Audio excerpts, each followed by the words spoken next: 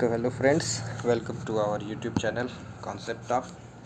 आज हम लोग वर्क एंड एनर्जी पार्ट का तीसरा लेक्चर करेंगे। पार्ट 3 वर्क एंड एनर्जी जो चैप्टर चल रहा था उसका थर्ड पार्ट है ये। अभी तक हम लोगों ने क्या पढ़ा था फ्रेंड्स? अभी तक हम लोगों ने पढ़ा है काइनेटिक एनर्जी, यानी गतिज ऊर्जा को हम लोग समाप्त कर चुके थे। हमें पढ़ना था क्या? पोटेंशियल एनर्जी यानी कि स्थितिज ऊर्जा। तो नेक्स्ट टॉपिक क्या है? Potential energy. इसको क्या कहते हैं? स्थितिज ऊर्जा। तो सबसे पहले हम लोग समझेंगे कि स्थितिज ऊर्जा होती क्या है और ये कहाँ से आती है। ठीक है, तो चलिए शुरू करते हैं। 2-3 एग्जाम्पल के थ्रू हम लोग समझेंगे कि पोटेंशियल एनर्जी होती क्या है। जैसे फ्रेंड्स, जब हम लोग किसी रबर को अपने हाथ में लेते हैं और दोनों साइड से उसको पकड़ के खींचते हैं, दोनों साइड की तरफ क्या करते हैं हम लोग? फोर्स लगाते हैं, इधर की तरफ भी और इस साइड भी। तो होता क्या है कि जो रबर बैंड होता है वो क्या करता है? फैल जाता है। ठीक है, स्ट्रेच हो जाता है कुछ इस प्रकार। जब हम लोग दोनों साइड फोर्स लगाते हैं तो इसको दोनों किनारे क्या होते हैं? फैल के इसका शेप क्या हो जाता है? बड़ा हो जाता है।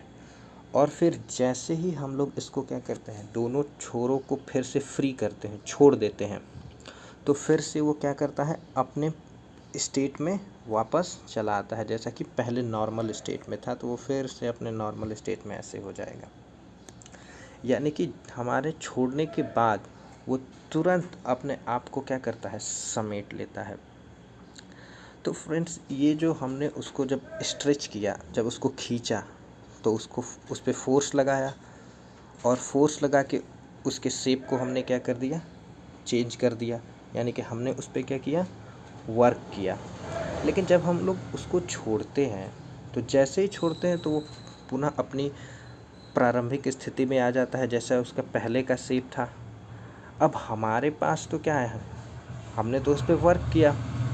उसके पास, रबर बैंड के पास कौन सी एनर्जी थी जिसके चलते उसने वापस से दोनों एंड पे अपने फोर्स लगाया अंदर की तरफ? दोनों एंड पे अंदर की तरफ फोर्स लगाएगा तभी तो वो दोनों एंड वापस सिकुड़ जाएंगे, वापस अपनी पुनः स्थिति में आ जाएंगे। तो इसका मतलब वो भी क्या कर रहा है? अपने दोनों, जैसे ही हमने उसको फ्री किया, अपने दोनों एंड पे फोर्स लगा रहा है और फोर्स लगा के उनकी पोजीशन को क्या कर दे रहा है? चेंज करके पुनः अपनी प्रारंभिक स्थिति में पहुंच जा रहा है। इसका मतलब कहीं ना कहीं उसके पास भी, जो पहले रेस्ट में था, उसके पास कोई कार्य करने की क्षमता नहीं थी। जैसे ही हमने उसके दोनों एंड को, दोनों किनारों को पकड़ के खींचा, उसके शेप को जैसे ही चेंज कर दिया, उसको फैला दिया, तो उसमें क्या हो गई? एनर्जी आ गई। और जैसे ही हम छोड़ते हैं तो इसी एनर्जी को यूज़ करके अपने दोनों एंड्स को पुनः अपनी प्रारंभिक स्थिति में लेके चला आता है, जिससे फिर से वो क्या हो जाता है? नॉर्मल स्टेट में पहुंच जाता है। तो यहाँ देख रहे हैं उसके पास क्या हो रही है? एनर्जी कहीं ना कहीं से वो क्या कर रहा है?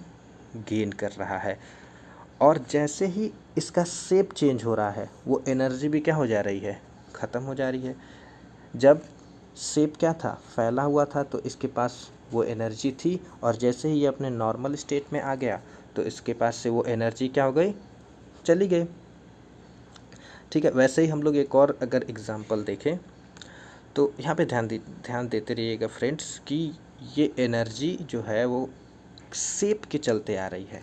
अगर इसका शेप स्ट्रेच्ड है, यानी कि ये फैला हुआ है, तो इसके पास वो एनर्जी है। और जैसे ही इसका शेप नॉर्मल हो गया तो इसके पास अब एनर्जी नहीं है। अगर होती तो फिर और अपने को अंदर की तरफ खींच लेता, नहीं है तो ये उसके दोनों एंड पे अंदर की तरफ फोर्स लगना बंद हो जाता है, दोनों ही किनारों पे, जिसके चलते वो और अपने आप को सिकोड़ नहीं सकता। एक नॉर्मल पोजीशन में आने के बाद वो रुक जाता है फोर्स लगाना अपने दोनों ही किनारों पे। इसका मतलब फोर्स नहीं लगा पा रहा है, इसका मतलब उसके पास एनर्जी नहीं है। एनर्जी होती तो फोर्स लगाता। तो शेप पे डिपेंड कर रही है यहाँ पे एनर्जी। एक शेप में उसके पास एनर्जी है, दूसरे शेप में, दूसरे ही आकार में जैसे ही वो आता है उसके पास से एनर्जी ख़त्म हो जा रही है। स्प्रिंग का भी एग्जाम्पल कुछ ऐसे ही है। अगर हम लोग एक स्प्रिंग लें कुछ इस प्रकार से, एक स्प्रिंग लेते हैं, ठीक है, और उसके एक किनारे को दीवार से हम लोग क्या कर देते हैं, बांध देते हैं ऐसे। यहाँ पे इसको हम लोग क्या कर देते हैं, फिक्स कर देते हैं ताकि ये निकल ना पाए। ये फिक्स हो गया, ठीक है ना। अब यहाँ से इस निकल नहीं सकता ये किनारा, और दूसरे किनारे को हम लोग पकड़ के क्या करें, उस पर फोर्स लगाएं, ठीक है। हमने इस पर फोर्स लगाना शुरू किया, ठीक, बल लगाया। अब उसके बाद क्या होता है कि थोड़ी देर बाद जब हम लोग देखेंगे तो ये स्प्रिंग क्या हो जाएगी, ये भी थोड़ी सी स्ट्रेच कर जाएगी, फैल जाएगी, कुछ ऐसे हो जाएगा ये, ठीक है। थोड़ा और फोर्स लगाएंगे तो और फैल जाएगी, इसको पकड़ के आगे की तरफ अगर हम लोग खींचे, ठीक है। बट अब जैसे ही हम ये फोर्स लगाना बंद करेंगे, जैसे ही हम फोर्स लगाना बंद करेंगे, इसको छोड़ देंगे, इसको फ्री कर देंगे, इस एंड को, मतलब जो हम खींच रहे थे उसको खींचना बंद करके अपना फोर्स हटा लेंगे इस पर, वैसे ही क्या होगा कि ये स्प्रिंग अपने हर एक पॉइंट पे अंदर की तरफ फोर्स लगाएगी। और अंदर की तरफ फोर्स लगाने से क्या होगा कि थोड़े समय के बाद ये क्या होगा, फिर से वापस अपनी ये प्रारंभिक स्थिति में पहुंच जाएगी। तो फ्रेंड्स आप देख रहे हैं कि जब ये अपने नॉर्मल स्टेट में है तो अपने से अपने एंड्स पे ये कोई फोर्स नहीं लगा रही है, लेकिन जैसे ही हमने इसको खींच के छोड़ा तो ये अपने हर एक किनारों पे, यहाँ पे भी, यहाँ पे भी, यहाँ पे भी, हर एक किनारे पे ये क्या कर रही है, फोर्स लगा रही है। तो अचानक से इसके पास फोर्स लगाने का मतलब क्या है कि इसके पास कहीं ना कहीं एनर्जी है। जिसके पास एनर्जी होता है वही तो फोर्स लगाता है। तो अचानक से इसके पास एनर्जी आ गई है। यहाँ पे भी आप देख रहे हो कि जैसे ही इसका शेप चेंज हो रहा है, नॉर्मल शेप में इसके पास कोई एनर्जी नहीं है, जैसे ही इसका शेप चेंज हुआ, ये स्ट्रेच हुआ, इसमें फैलाव आया, वैसे ही इसके पास क्या आ गई, एनर्जी आ गई। तो यहाँ भी एक शेप के चलते, एक विशेष आकार के चलते इसमें क्या हो जा रही है, एनर्जी स्टोर हो जा रही है, इकट्ठा हो जा रही है। और जैसे ही हम फोर्स लगाना बंद करते हैं, उस एनर्जी का यूज़ करके फिर से ये क्या हो रहा है, अपनी इनिशियल पोजीशन, प्रारंभिक अवस्था में पहुंच जा रही है। एक और एग्जांपल हम लोग देखना चाहें तो देख सकते हैं, जिसमें शेप के चलते, बॉडी के आकार बदलने के चलते उसके पास एनर्जी आ जाती है। जैसे कि कौन एग्जांपल है हम लोग का, बो यानी कि तीर धनुष जो हम लोग बनाते हैं, कुछ ऐसे इसकी एक स्ट्रिंग होती है, धागा होता है। अब हम लोग फ्रेंड्स करते क्या है कि इस जैसे नॉर्मल स्टेट में जब हम लोग इस पर कोई बो एरो रखेंगे, तीर रखेंगे, तो ये कहीं भी नहीं जाएगा, ये वही का वही पड़ा रहेगा, क्योंकि इसके पास अभी इस धनुष में, इस एरो में अभी कोई भी एनर्जी नहीं है, इसके पास कोई एनर्जी नहीं है, ये फ्रीली ऐसे ही रखा हुआ है। लेकिन जैसे ही हम लोग इसके स्ट्रिंग पे नीचे की तरफ फोर्स लगा के इसकी पोजीशन को चेंज कर देते हैं, ठीक है, अब जाके इस पे जैसे ही जब हम एरो रखते हैं और जैसे ही इस धागे से अपना हाथ हटाते हैं खींचने के बाद, वैसे ही ये इस एरो को क्या करता है, आगे की तरफ बहुत तेज़ी से पुश करता है। यानी क्या करता है, उस पर फोर्स लगाता है। और जैसे ही फोर्स लगाता है तो इसका मतलब क्या हुआ कि एक एनर्जी इसमें क्या हुई, दी गई, जिसके चलते ये एरो जो तीर है वो क्या होता है, धनुष से निकल के दूर जाके गिर जाता है। तो आप यहाँ पे भी देख रहे हैं कि जैसे ही मैंने धागे की पोजीशन चेंज की, वैसे ही इसके पास क्या हो गई, इस धनुष में क्या आ गई, एनर्जी आ गई। उसके पहले कोई एनर्जी नहीं था, उसके पहले कहाँ ये तीर पे फोर्स लगा रहा था या बल लगा रहा था एरो पे। तो इन फ्रेंड्स जितने भी हम लोग अभी एग्जाम्पल्स देखे हैं, इन सब में हो क्या रहा है कि एक प्रकार की एनर्जी क्या हो रही है, ऑब्जेक्ट में इकट्ठा हो जा रही है, स्टोर हो जा रही है। कैसे, जैसे ही हम लोग उसका आकार बदलते हैं, शेप बदलते हैं, वैसे ही उसके पास एनर्जी आ जाती है। एक और एग्जांपल मैं देना चाहूँगा जो थोड़ा सा अलग है। अब फ्रेंड्स ये देखो, यहाँ पे मैंने एक ब्लॉक रखा है, एक लकड़ी का टुकड़ा रखा है, ठीक है जी, नीचे ज़मीन पे, ठीक। तो जब ज़मीन पे हमने एक लकड़ी का टुकड़ा रखा है तो ये पड़ा हुआ है नॉर्मल, इसके पास कोई ऐसी एनर्जी नहीं है जैसे कि ये कोई वर्क कर रहा हो या किसी चीज़ पे फोर्स लगा रहा हो, कोई काम नहीं कर रहा है, वैसे ही पड़ा हुआ है। बट अब जैसे ही मैंने क्या किया, इसको यहाँ से उठा के, यहाँ से मैंने इसको उठाया और नीचे से उठा के थोड़ा सा इसको ऊपर यहाँ पे लेके चले आए, यहाँ पे उठा के पकड़ लिया, इस पूरे ब्लॉक को यहाँ पे लेके चले आए ऊपर, एक हाइट दे दी इसको, ठीक है ना। जो चीज़ ज़मीन पे थी या टेबल पे पड़ी हुई थी उसको मैंने क्या कर दिया, थोड़ा ऊपर की तरफ उठा दिया। अब क्या है फ्रेंड्स कि जैसे ही हम यहाँ से इसको छोड़ेंगे, उठाने के बाद छोड़ेंगे, तो ये क्या होगा, नीचे की तरफ गिरेगा और यहाँ पे कोई भी चीज़ या बीच में कुछ भी इसके रास्ते में आएगा तो वो इस पर क्या करेगा, फोर्स लगाएगा, ठीक है ना, बल लगाएगा, उसको धक्का देगा। नीचे कोई चीज़ पड़ी होगी तो उस पर आके गिरेगा तो उस पर भी क्या करेगा, फोर्स लगेगा। बीच में कोई चीज़ इसके पास आ गई तो उसके टकराएगा तो उस पर भी फोर्स लगाएगा। फ्रेंड्स, अब आप यहाँ देख रहे हो कि जब ये यहाँ पे पड़ा हुआ था तो इसके पास कोई भी एनर्जी नहीं हुई, कोई भी काम करने की, किसी भी चीज़ पे फोर्स लगाने का इसमें पावर नहीं है, इसमें शक्ति, इसमें क्षमता नहीं है। लेकिन जैसे ही मैंने इसको उठा के इस पर थोड़ा सा इसको एक हाइट पे रख दिया, उसके बाद जैसे ही ये फ्री होगा, जैसे ही हम इसको छोड़ेंगे, इसके पास एक एनर्जी आ जाएगी और उसी एनर्जी को ये यूज़ करेगा। ऑब्जेक्ट, बीच में कोई भी चीज़ आएगी उस पर फोर्स लगाने के लिए, नीचे जब गिरेगा तो सतह पे जाके क्या लगाएगा, एक नीचे की तरफ बल लगाएगा। तो यहाँ पे क्या हो रहा है कि मैंने इसका पोजीशन चेंज किया केवल और इसके पास एनर्जी आ गई, ठीक है। मैंने इस बॉक्स को उठाया और थोड़ा सा इसको हाइट पे लेके चले आए, तो जैसे ही मैंने इसको टेबल से उठा के एक हाइट दी, इसके पास क्या आ गई, ऊर्जा आ गई, ठीक है। तो आप देख सकते हैं कि केवल पोजीशन को चेंज करने से या कॉन्फ़िगरेशन यानी कि उस चीज़ का आकार बदल देने से, उसके शेप में, आकार में चेंज कर देने से उस चीज़ के पास एक प्रकार की ऊर्जा इकट्ठा हो जा रही है और उस ऊर्जा के चलते अब उसमें ये क्षमता आ जाती है कि वो कोई भी कार्य कर सकता है। तो कहने का मतलब ये है कि इसी ऊर्जा को, जो कि किसी ऑब्जेक्ट के आकार परिवर्तन के कारण या फिर पोजीशन यानी कि स्थान, केवल स्थान परिवर्तन के कारण जो ऊर्जा उसके अंदर आ जाती है, उसी को हम लोग क्या कहते हैं, पोटेंशियल एनर्जी यानी कि स्थितिज ऊर्जा, ठीक है।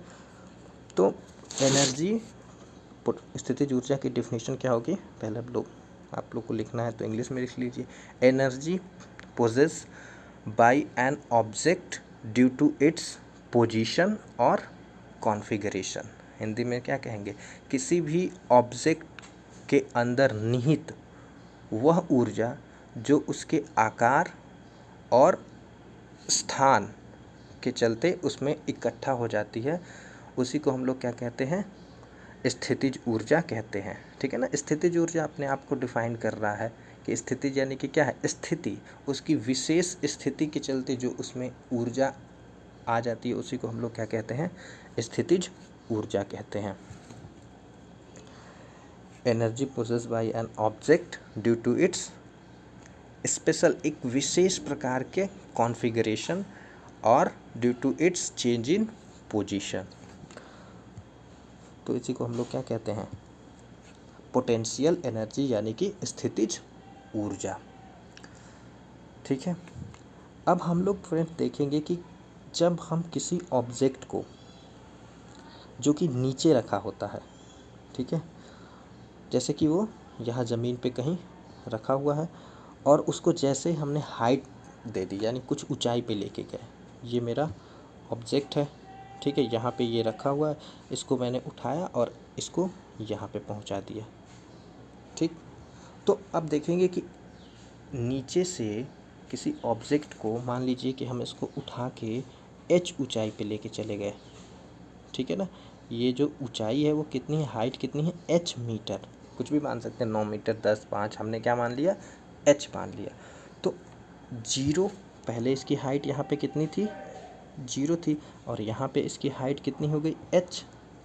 ठीक है, तो हाइट 0 से हाइट h तक ले गए हम इसको। ठीक है, तो कुल मिला के इसके पास कुल कितनी एनर्जी आ गई, कितनी स्थितिज ऊर्जा इसके पास आ गई, कितनी पोटेंशियल एनर्जी इसमें स्टोर हो गई, उसी को हम लोग फाइंड करेंगे।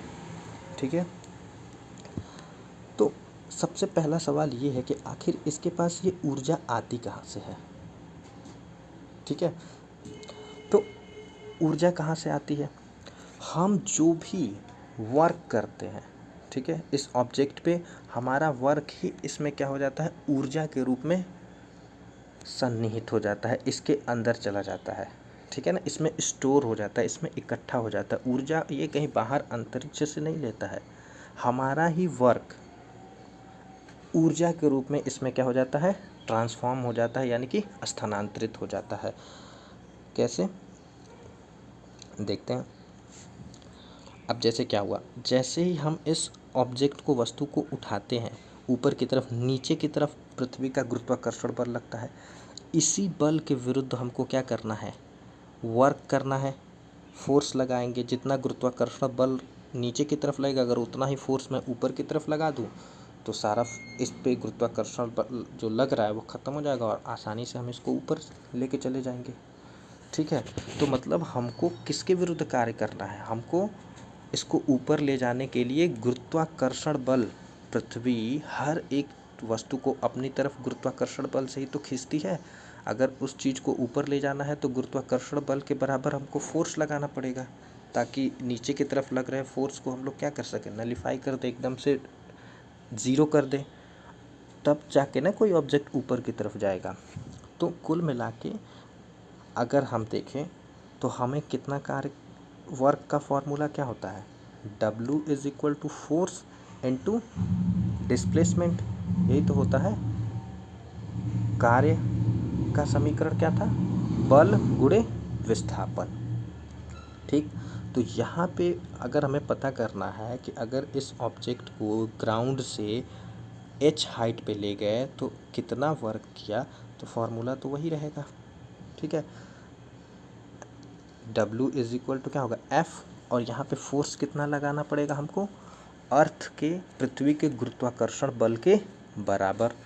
और पृथ्वी का गुरुत्वाकर्षण बल का फोर्स कितना होता है, मास इनटू ग्रेविटेशनल एक्सेलरेशन, यानी गुरुत्वीय त्वरण।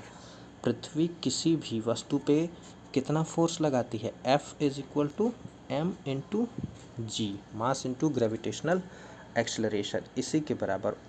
किसी भी ऑब्जेक्ट पे गुरुत्व बल के द्वारा जो गुरुत्व बल अगर हमें निकालना है तो हम लोग क्या करेंगे, उसके मास से पृथ्वी के ग्रेविटेशनल एक्सेलरेशन कितना होता है, 9.8 मीटर पर सेकंड, उसी से क्या कर देंगे, मल्टीप्लाई कर देंगे। तो गुरुत्वाकर्षण के कारण उस पे जो नीचे की तरफ बल लग रहा है वो हमें पता चल जाएगा। तो यहाँ पे भी क्या है, अगर इस वस्तु का अगर द्रव्यमान मैं m मान लूँ, मास को अगर m मान लूँ, मान ले कि इस ऑब्जेक्ट, ये m द्रव्यमान का ऑब्जेक्ट है, तो इस पे कितना फोर्स लगेगा, इस पे कितना फोर्स लगेगा, m इंटू जी, इसी के बराबर फोर्स लगेगा। ये तो हो गया फोर्स, और फोर्स को हम लोग किससे मल्टीप्लाई करना है, डिस्टेंस d, और डिस्टेंस कितना, डिस्प्लेसमेंट इसका कितना हुआ इस वस्तु का, तो h ऊंचाई के बराबर दूरी इसने कितनी दूरी तय की, तो 0 ऊंचाई से हम इसको h ऊंचाई पे ले गए, तो डिस्प्लेसमेंट इसका कितना हुआ, h। ठीक है, तो यहाँ पे हम लोग क्या लिखेंगे, W is equal to M into g, क्या हो जाएगा, mg, और into h, W is equal to क्या हो जाएगा, mgh। ठीक है, तो कुल मिला के इसको ग्राउंड से ऊपर की तरफ ले जाने में हमें कितना कार्य करना पड़ेगा, mgh के बराबर, जहाँ m क्या है, वस्तु का द्रव्यमान, g क्या है, पृथ्वी का गुरुत्वाकर्षण के चलते जो त्वरण क्रिएट हो रहा है, गुरुत्वीय त्वरण, और h क्या है, जितनी ऊपर हाइट पे हम इस ऑब्जेक्ट को ले जाके रखे हैं। तो सबसे पहले हम लोग क्या कैसे करते हैं इसको, सबसे पहले लिखेंगे W is equal to F into D, जो कि कार्य का फॉर्मूला है।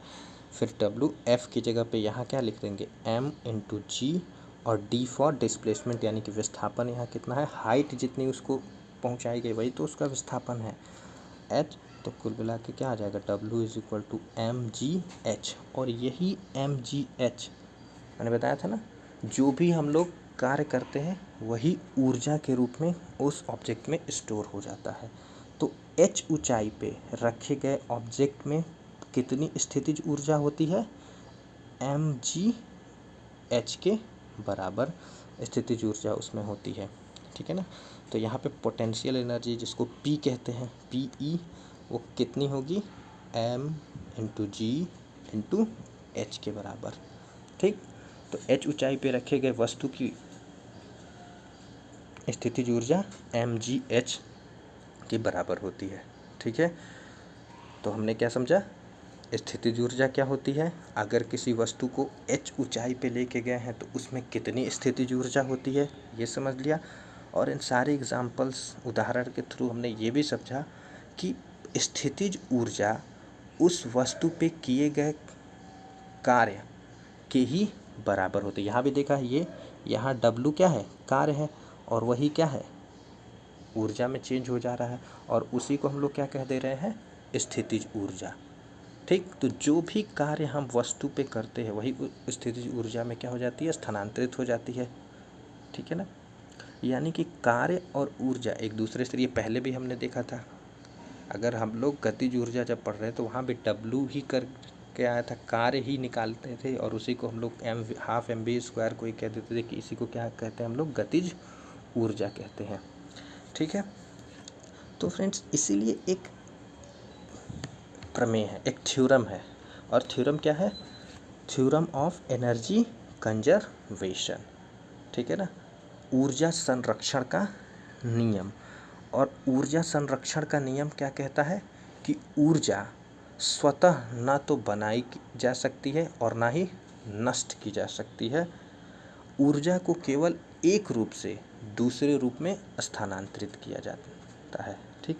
इसी को हम लोग क्या कहते हैं, ऊर्जा संरक्षण का नियम या law of energy conservation, that energy can neither be created nor be destroyed, it can only be transform into one form of energy to another form of energy, ठीक है। एक प्रकार की ऊर्जा को हम लोग केवल दूसरे प्रकार की ऊर्जा में ट्रांसफ़र कर सकते हैं, ऊर्जा को हम लोग अपने आप से कहीं से क्रिएट नहीं कर सकते। जैसे इन सारे प्रोसेस में जो बॉल के पास ऊपर ले गए एनर्जी आई, या फिर जो रबर बैंड के पास उसको स्ट्रेच करने के चलते एनर्जी आई, ऐसा थोड़ी कि रबर बैंड ने एनर्जी खुद ही बना ली, या फिर बॉल खुद ही अपने पास कहीं अंतरिक्ष से एनर्जी लेके इकट्ठा हुआ, ऐसा तो हुआ नहीं।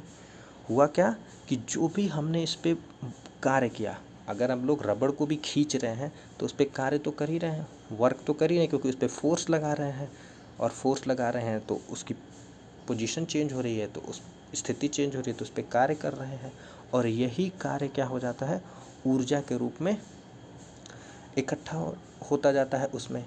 तो आप देख रहे हैं कि एक प्रकार की ऊर्जा जो मेरे पास, मेरे बॉडी के अंदर जो ऊर्जा थी, वही ऊर्जा उस रबड़ के अंदर जाके स्थितिज ऊर्जा के रूप में संरक्षित हो गई, ठीक है ना, इकट्ठा हो गई, ठीक। बॉक्स को भी या लकड़ी के गुटके को भी हम ऊपर उठा के लेके गए, तो ऊपर उठाने में हमने जो कार्य किया वही उसमें जाके किस फॉर्म में स्टोर हो जा रही है, उसकी स्थितिज ऊर्जा बन जा रही है। तो यहाँ पे जितने भी एग्जाम्पल हैं, अगर धनुष को भी हम जब खींचते हैं तो उस पर कार्य करते हैं, और वही कार्य उसमें स्थितिज ऊर्जा के रूप में इकट्ठा हो जा रही है, जैसे ही हम छोड़ेंगे उसी स्थितिज ऊर्जा को यूज करके तीर को दूर फेंक देता है। तो ऊर्जा कभी भी ब्रह्मांड में न तो अपने आप से बनती है और न ही अपने आप से गायब होती है, बल्कि एक प्रकार की ऊर्जा दूसरे प्रकार की ऊर्जा में बदलती रहती है, ठीक है। हम अपने घर में जब स्विच ऑन करते हैं तो पंखा चलने लगता है। अब इसमें क्या है, जो विद्युत ऊर्जा जो तार में बह रही है, ठीक है, जैसे ही सर्किट कंप्लीट होता है, ठीक, वो विद्युत ऊर्जा बहते बहते पंखे के पास पहुंचती है, और पंखे का मोटर घूमने लगता है, जिसके चलते पूरा पंखा चलता है। तो पंखे में क्या आ जाती है, यांत्रिक ऊर्जा आ जाती है। किसके चलते, उस विद्युत ऊर्जा के चलते। यहाँ पे विद्युत ऊर्जा क्या हो रही है, यांत्रिक ऊर्जा में बदल जा रही है। तो पौधे खाना बनाते हैं तो वो लोग किसका यूज़ करते हैं, सनलाइट, ठीक है, फोटो एनर्जी, ठीक है, सौर ऊर्जा। और सौर ऊर्जा को यूज़ करके वो किस में चेंज करते हैं, अपना भोजन बना लेते हैं। केमिकल एनर्जी रासायनिक ऊर्जा में बदल देते हैं। रासायनिक ऊर्जा मतलब ग्लूकोज बनाते हैं। ग्लूकोज क्या है, एक प्रकार का रासायनिक पदार्थ ही तो है। तो सूर्य की एनर्जी को वो ट्रैप करते हैं, लेते हैं और उसको रासायनिक ऊर्जा में परिवर्तित कर देते हैं। तो ब्रह्मांड में कहीं भी ऊर्जा ना तो पूरी तरह से नष्ट होती है, ना तो अपने से ऊर्जा कहीं उत्पन्न हो जाती है। कुछ ना कुछ होता है जिसके चलते एक प्रकार की ऊर्जा दूसरे प्रकार की ऊर्जा में चेंज होती है। इसी को हम लोग क्या कहते हैं, law of conservation of energy, यानी कि द्रव्यमान संरक्षण का नियम। ठीक,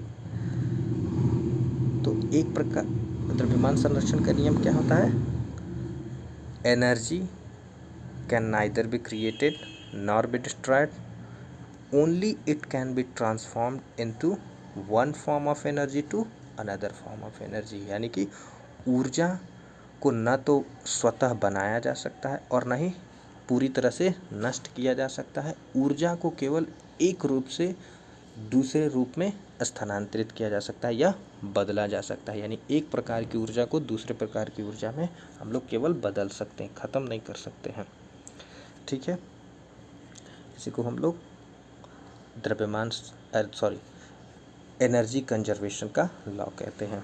अब किसी भी भौतिक प्रक्रिया में, इसको ऐसे भी हम लोग कह सकते हैं कि किसी भी भौतिक प्रक्रिया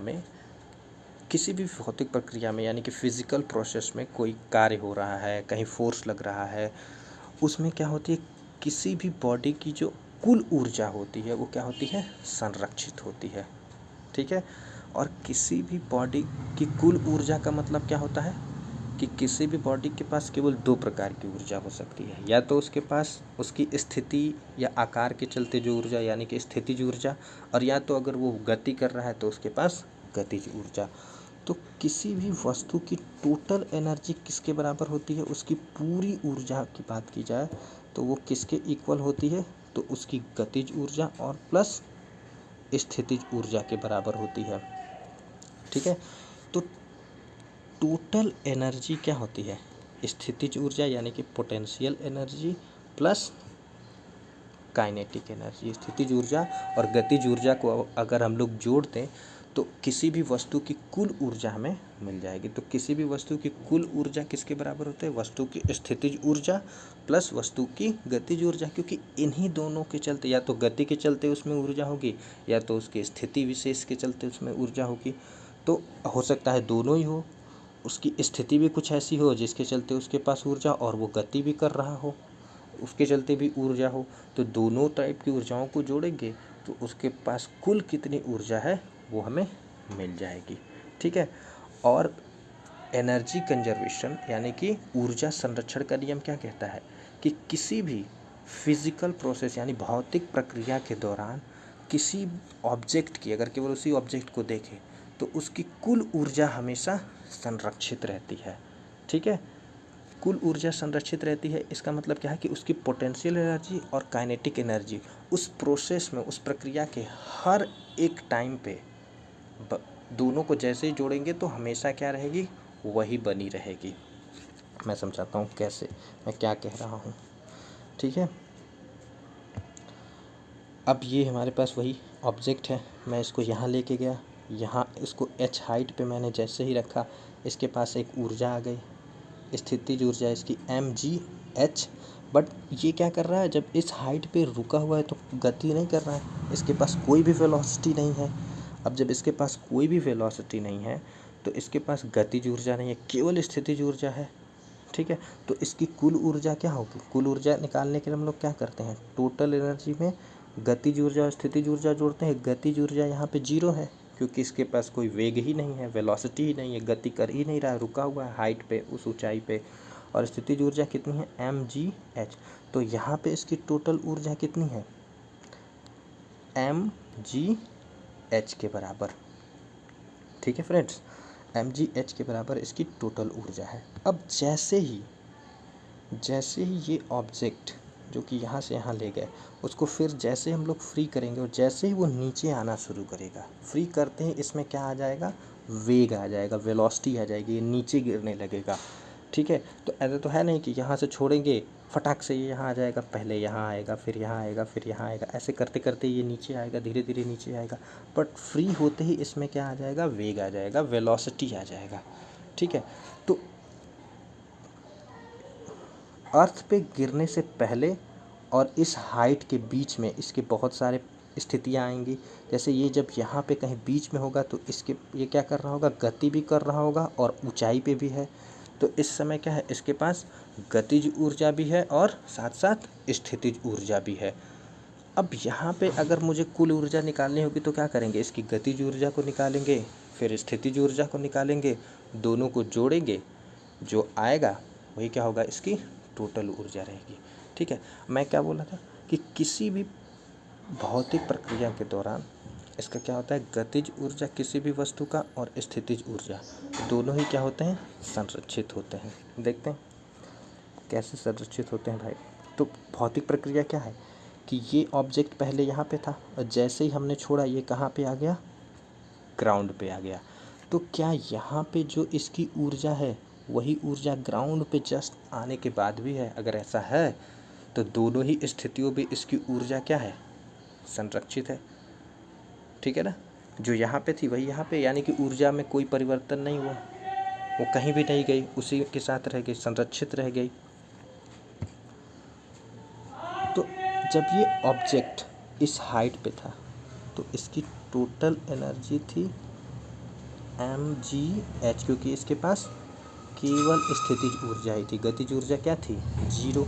अब जैसे ये नीचे आया ग्राउंड पे, तो जस्ट नीचे आने से ठीक पहले इसकी हाइट को हम लोग उस समय क्या मानेंगे, बहुत ज़मीन से इतना कम ऊंचाई पे है कि लगभग इसकी हाइट कितनी है, 0 है। बस जब ज़मीन को ये क्या करने वाला है, टच ही करने वाला है। ठीक है ना। अब यहाँ पे क्या होगा कि हाइट इसकी क्या हो गई है, 0। तो जैसे ही ये h 0 हो जाएगा तो इसकी स्थितिज ऊर्जा भी यहाँ पे क्या हो जाएगी, 0 h की जगह पे रखेंगे, सब में मल्टीप्लाई करेंगे तो जो इसकी स्थितिज ऊर्जा पोटेंशियल एनर्जी होगी वो क्या हो जाएगी, 0। ठीक, यहाँ पे इसकी पोटेंशियल एनर्जी 0 होगी क्योंकि इसके पास कोई ऊंचाई नहीं है। ठीक है, अब यहाँ पे क्या होगा, इसकी एक वेलोसिटी होगी, एक वेग होगा, क्योंकि नीचे छोड़ते ही इसमें वेग आ जाएगा और किसी वेग के साथ ही ये जाके ज़मीन पे टकराएगा। तो ज़मीन से जस्ट टकराने से पहले भी इसका कुछ ना कुछ वेग होगा, इसमें कुछ ना कुछ क्या होगा, वेलोसिटी होगा। तो मान लेते हैं कि उस टाइम इसकी वेलोसिटी कितनी है, उसकी वेलोसिटी है v। ठीक, स्थितिज ऊर्जा इस समय 0 है, तो टोटल एनर्जी क्या होती है, मैं बताया था, गतिज ऊर्जा प्लस स्थितिज ऊर्जा, यानी कि kinetic energy plus potential energy, यही तो टोटल ऊर्जा होती है। अगर यहाँ पे निकाले तो पोटेंशियल एनर्जी क्या है, 0, यानी कि इसकी कुल ऊर्जा यहाँ पे केवल इसकी गतिज ऊर्जा के ही बराबर है। तो गतिज ऊर्जा निकाल लेते हैं। ठीक, अब गतिज ऊर्जा, काइनेटिक एनर्जी का फॉर्मूला क्या होता है, हाफ मास, इस वस्तु का भार जो कि हम m माने हैं तो m ही रखेंगे, और इसकी वेलोसिटी v²। अब हमको फ्रेंड्स यहाँ पे वेलोसिटी नहीं पता है कि वेलोसिटी है क्या इसकी। ठीक है, हमको ये पता है कि ये इतने ऊंचाई से गिर रहा है, h पता है कि इतनी ऊंचाई से इसको गिराया जा रहा है। ठीक, अब हमें v पता करना है, तो कैसे पता करेंगे, इसके लिए हम लोग गति के समीकरण का यूज़ करेंगे। ठीक है, गति का तीसरा समीकरण यूज करेंगे, और तीसरा समीकरण क्या कहता है कि v², यानी कि अंतिम वेलोसिटी, अंतिम तो ये प्रारंभिक वेलोसिटी इसकी क्या होगी, जैसे ही इसको छोड़ेंगे वही इसकी प्रारंभिक वेलोसिटी होगी, और छोड़ते समय एकदम शुरुआत में इसकी वेलोसिटी प्रारंभिक क्या है, 0, कोई वेलोसिटी नहीं है, छोड़ते टाइम तो कोई वेलोसिटी नहीं है ना। तो इसकी प्रारंभिक वेलोसिटी तो क्या हो जाएगी, 2, हम लोग क्या लिखते हैं, हाइट। अगर कोई चीज़ नीचे गिरता है तो उस समय गति के समीकरण में h आ जाता है s की जगह पे, डिस्प्लेसमेंट यानी कि विस्थापन जो हम लोग s से दिखाते हैं, हम लोग लिखते हैं ना v² = u² + 2as। यहाँ पे हाइट से कोई ऑब्जेक्ट गिरता है नीचे की तरफ तो ए वहाँ पे क्या होता है, गुरुत्वीय त्वरण के बराबर जी हो जाता है, और एस क्या हो जाता है, एच हो जाता है। तो यहाँ पे गति का समीकरण पढ़े होगा आप लोगों ने, क्या बन जाता है, V square is equal to U square plus 2 × g × h। U क्या है, प्रारंभिक वेग, वी क्या है, अंतिम वेग, एच क्या है, जितनी ऊंचाई से वो गिरा। इसी इक्वेशन का हम लोग यूज करके वहाँ पे वेलोसिटी फाइंड करेंगे। तो अगर हमको फाइंड करनी है तो हम लिखेंगे वी स्क्वायर यू यानी कि प्रारंभिक वेलोसिटी, और प्रारंभिक वेलोसिटी ऑब्जेक्ट की क्या है, जब यहाँ पे छोड़ते टाइम इसके पास कोई वेग नहीं है तो यहाँ पे यू क्या है, 0, और 0 का स्क्वायर करेंगे तो 0 ही आएगा। 2 × g × h, ये वैसे के वैसे ही रहेगा। यहाँ पे g क्या है, पृथ्वी का गुरुत्वीय त्वरण, और h क्या है, वो हाइट, जितनी हाइट से ये गिर रहा है। अब हम लोग थोड़ा यहाँ चलते हैं, तो ये हो जाएगा V square is equal to 2gh। यहाँ से इस वी स्क्वायर की वैल्यू को हम लोग उठाएंगे और कहाँ पे रखेंगे, यहाँ, ये जो है यहाँ पे ये जो वी स्क्वायर है इसकी जगह पे रखेंगे तो मुझे टोटल काइनेटिक एनर्जी यानी कि गतिज ऊर्जा मुझे मिल जाएगी। तो हम लोग रखते हैं इसको, तो यहाँ पे क्या है, काइनेटिक एनर्जी हम लोग लिखा था 12m × v का स्क्वायर, ठीक है। अब यहाँ पे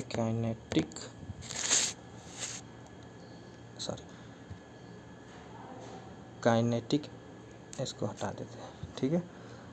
kinetic energy is equal to होगा 12m, वी स्क्वायर कितना आया था, 2 × g × h।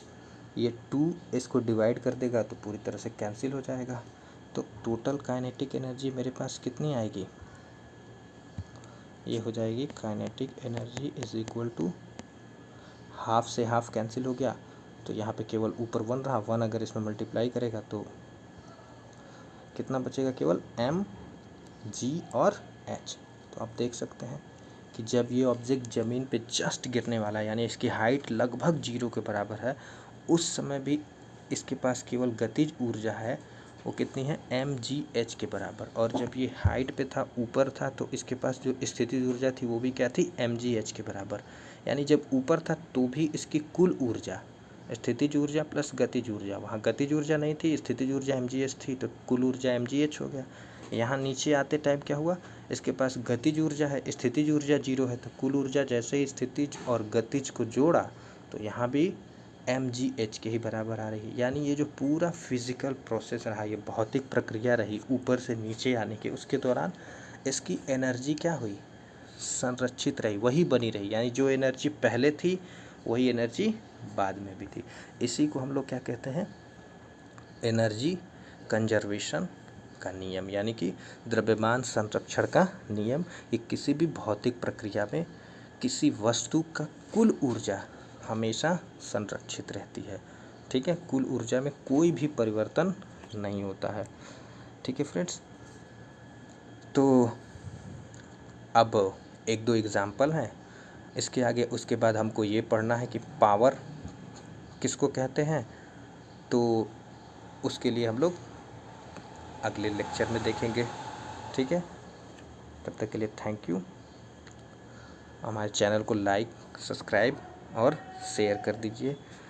जल्दी ही इसका नेक्स्ट लेक्चर आएगा, ठीक है ना, पार्ट 4 करके आएगा, जिसमें हम लोग 1-2 एग्जाम्पल्स देखेंगे, कुछ क्वेश्चंस भी सॉल्व करेंगे, और उसके बाद पावर पढ़ेंगे, पावर यानी कि शक्ति के बारे में पढ़ेंगे, और फिर ये चैप्टर ख़त्म हो जाएगा। So thank you friends, thank you.